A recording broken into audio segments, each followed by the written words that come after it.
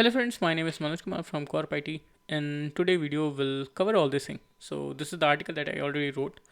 So this is all about the essential command and hands-on lab. Okay. So we'll primarily learn about Docker run, Docker PS, Docker stop, Docker RM, Docker exec, Docker inspect, Docker log, and these things. The Docker images and container I already covered in the last video. We'll also use search, pull, run command for the Docker. Okay. So we'll see how exactly these things will work. We'll open our terminal. So first thing first, Docker ps-a. So what exactly Docker ps-a is? If you want to run, if you want to understand what exactly your running container are, so you can use this command. If I run Docker ps, so it will not show me anything. The reason why, when you having pass the -a parameter, then it will mean if you have a stop container also, it will show you that. If you did not specify -a, it will not show you anything. Let's just try to remove one container. How we can do that? Docker rm, this name is there. Okay, we'll remove that. If we again do Docker ps-a, that container is not there. Now let's just remove the another one. Docker ps-a, not this one, rm, and we'll copy this one. Why it is not copying? Okay, so if we do Docker ps-a, we have a clean slate. We have nothing. Now we'll see what exactly a Docker images command is, because every container having an image attached to it. So how we can see that? Docker images. So you can see there is one image of this size created on this ago. This is the image ID that it have. This is the tag, and this is the one. Let's suppose if we want to remove that, how we can do that? Docker rm I, and I usually prefer the hash. You can also give the name, the ID. It's got removed. How you can verify? Docker images. Okay. Now let's see what are the available networks are. We can do Docker network ls. So these are the Docker networks are. Don't worry about that. I have a dedicated video for this. So we'll see those things in depth over there. Okay. Now let's use the Docker search command. Docker search nginx. So when I'm searching nginx, so where exactly it went and search? It went to Docker hub and search for all the available file with the name nginx, and it showed me over there. So these are the images. This is only the official image we have. Okay, how we can verify furthermore? Okay, for that we can do something like Docker search busybox. Let's see. This is the busybox image that it is getting. Now let's suppose we want to fetch the nginx image. How we can do that? Docker pull nginx. It looking for the latest tag, and it's just downloading to my latest system. We'll verify that also, and with that we'll create one container also. That will be fun. Docker images. So you can see this is the image that we download. Now let's just create one file or create a container. Okay, how we can create that? So we run Docker run. Now we'll do --, name. Name should be test nginx. Now what else we need to do?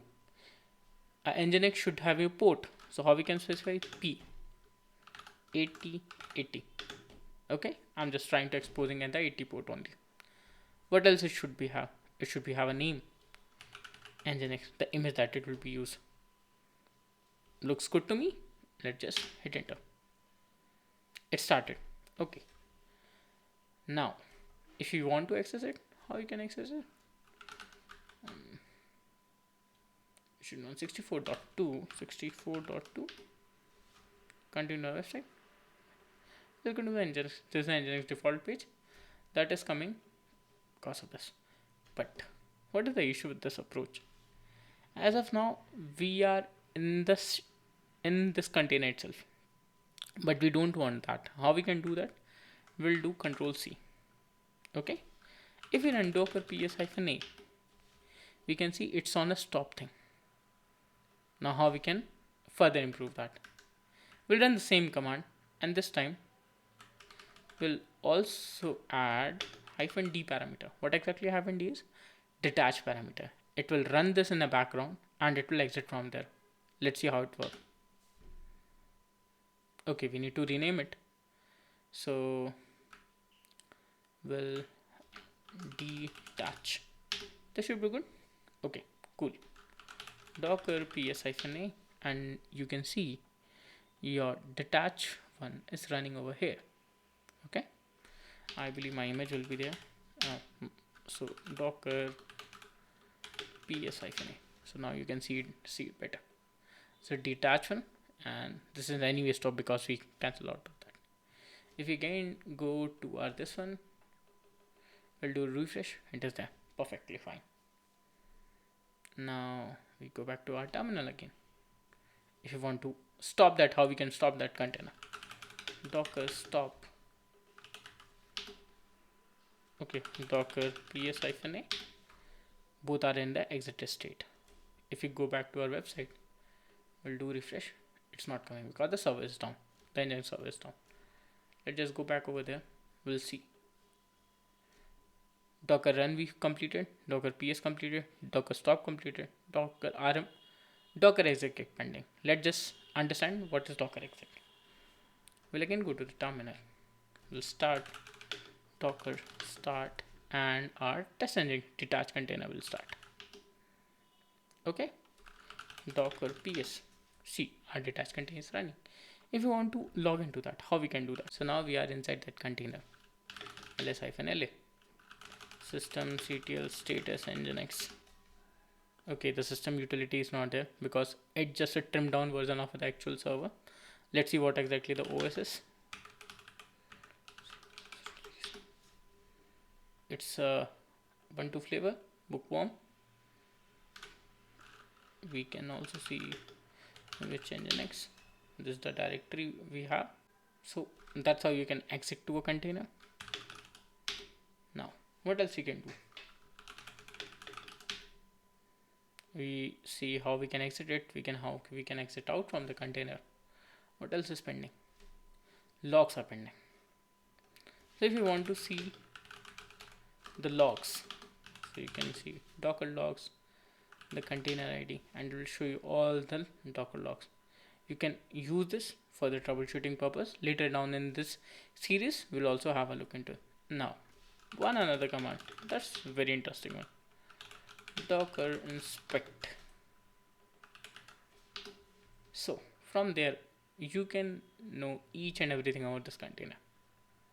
Let's just quickly see something. This is the ID, the date when it is created, this is the path, this is the argument, this is the state, this is the image that it is using. You can verify the key using the docker images command.